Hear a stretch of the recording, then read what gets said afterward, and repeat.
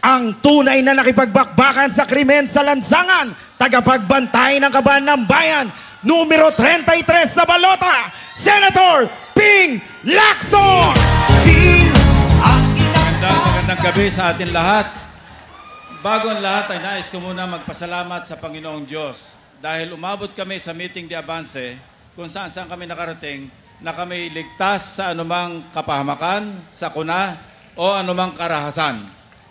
Pangalawa, nais kong pasalamatan ng ating Pangulong Bongbong Marcos, 10 ng aming campaign team sa pamumuno ni Congressman Toby Tiangco dahil sa kanilang all-out support sa Team Alyansa para sa Bagong Pilipinas. Nais ko rin pasalamatan ang lahat ng tumulong at sumuporta sa akin at sa aming lahat sa 90 araw na pangangampanya. Ako po ang inyong abanglingkod, dating Senador Ping Lacson, na sa pahintulot ng ating Panginoon at sa inyong kapahintulutan na rin ay muling babalik sa Senado.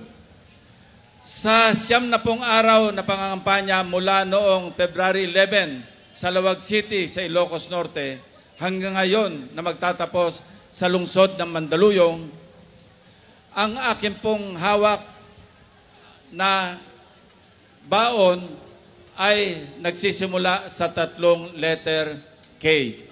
Karanasan, kwalifikasyon, kakayahan. Bilang isang dating sundalo ng hukbong sandata ng Pilipinas at dating alagad ng batas sa ilalim ng Philippine National Police, makailang ulit ko nang itinaya ang aking buhay para ipagtanggol ang kaayusan, ang kapayapaan, at ang kaligtasan ng ating mga mamamayan. Bilang isang mambabatas, ako po ang tinaguriang bantay sa kaban ng bayan. At kung apoy inyong pahintulutan, ako'y mananatiling tagabantay sa kaban ng bayan upang makarating ang national budget, ang ating budget, sa dapat na kinaukulan at dapat marating. Sa awa po ng Diyos at sa inyong tulong na rin, kaming lahat na nasa entablado ngayon, sana ay magtagumpay kami nang sa ganon ay matulungan namin ang administrasyon ni Pangulong Marcos para ipatupad at isulong ang kanyang mga tamang polisiya at programa para sa ikaunlad ng bansang Pilipinas. Magandang gabi po sa inyo lahat. Pagpalain tayo ng Diyos. Mabuhay ang Mandaluyong City. Mabuhay ang Pilipinas. Mabuhay po tayong lahat. Isang malakas na sigawan para kay Senator Ping Lacson!